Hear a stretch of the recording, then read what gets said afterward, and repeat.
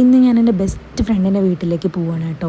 ഞാൻ താമസിക്കുന്നത് JP നഗറും അവൾ താമസിക്കുന്നത് ബലന്തൂരുമാണ്.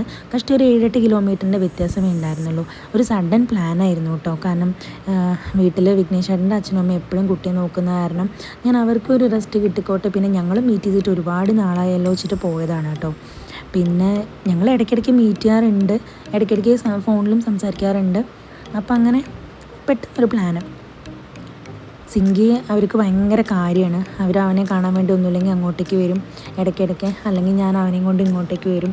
പിന്നെ ഞങ്ങളുടെ രണ്ടുപേരുടെ ഹസ്ബൻഡ്സിന് പേരൊന്നായതുകൊണ്ടാണെന്ന് അറിയില്ല, അവരും നല്ല കൂട്ടാണ്.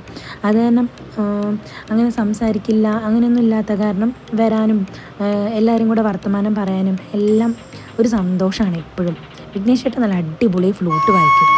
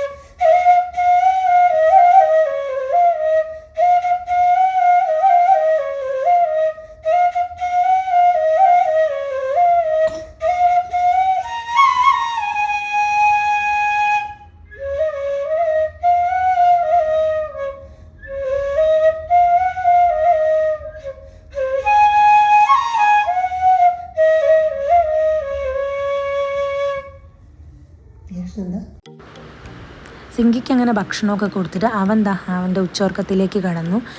കറക്റ്റ് ആ സമയം കൊണ്ട് ഞങ്ങളും ഭക്ഷണം കഴിക്കാനിരുന്നു. ഇന്ന് ഞങ്ങൾ ജസ്റ്റ് പിസയും ഒരു ബർഗറും പിന്നെ ഒരു ഗാർലിക് ബ്രെഡുമാണ് ഞങ്ങൾ ഓർഡർ ചെയ്തിട്ടുണ്ടായിരുന്നത്. സുസ്മിതയുടെ ഹസ്ബൻഡ് വിഘ്നേഷ് ചേട്ടൻ വെജിറ്റേറിയൻ ആയത് കാരണം ഞങ്ങൾ മാത്രം ചിക്കൻ കഴിച്ചു, വിഘ്നേഷ് ചേട്ടൻ വെജിറ്റേറിയനും കഴിച്ചു. പിന്നെ ഞങ്ങൾക്ക് എത്ര വർത്തമാനം പറഞ്ഞാലും മതിയാവില്ല, ഓരോരോ ടോപ്പിക്കായിട്ട് വന്നുകൊണ്ടിരിക്കും. കുറേ കാലത്തിന് ശേഷമാണ് ഇപ്പോൾ ഞങ്ങൾ മീറ്റ് ചെയ്യുന്നത്. ശരിക്കും പറഞ്ഞാൽ ഞാനും തിരക്കിൽ പെട്ടു, അവളും അവളുടെ യാത്രകളായിട്ട് തിരക്കിലായിരുന്നു. അങ്ങനെ ഞങ്ങൾ ഡിഗ്രി മുതൽ ഒരുമിച്ച് പഠിച്ചവരാണ് കേട്ടോ. ഇപ്പോൾ ഒരു 12-15 വർഷമായിട്ട് ഞങ്ങളുടെ ഫ്രണ്ട്ഷിപ്പ് കണ്ടിന്യൂ ചെയ്യുന്നുണ്ട്. പോരാത്തതിന് ഞങ്ങൾ റിലേറ്റീവ്സും കൂടിയാണ് കേട്ടോ.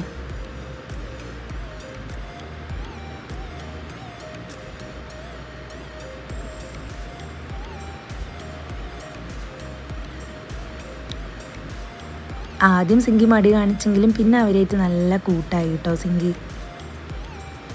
ഇത് അവൾ എടുത്തു കൊടുത്ത ഡ്രസ്സ് തന്നെയാണ്. അപ്പം ഞാൻ അവളുടെ വീട്ടിലേക്ക് പോകുമ്പോൾ ആ ഡ്രസ്സ് തന്നെ ഇട്ട് കൊടുത്തതായിരുന്നു കേട്ടോ. അങ്ങനെ വൈകുന്നേരം വരെ അവിടെ ഇരുന്ന് സംസാരവും എല്ലാം കഴിഞ്ഞ് വൈകുന്നേരം ഞാനും സിങ്കിയും കൂടെ തിരിച്ച് വീട്ടിലേക്ക് പോവുകയായി. വിഘ്നേഷ് ചേട്ടൻ ഒഫീഷ്യൽ പർപ്പസ് ആയതിനെ കൊച്ചിയിൽ പോയത് കാരണം വിഘ്നേഷ് ചേട്ടൻ ഉണ്ടായിരുന്നില്ല. അങ്ങനെ ഇനി പിന്നെ ഒരു ദിവസം കാണാമെന്ന് പറഞ്ഞ് ഞങ്ങൾ അവരോട് യാത്ര പറഞ്ഞു.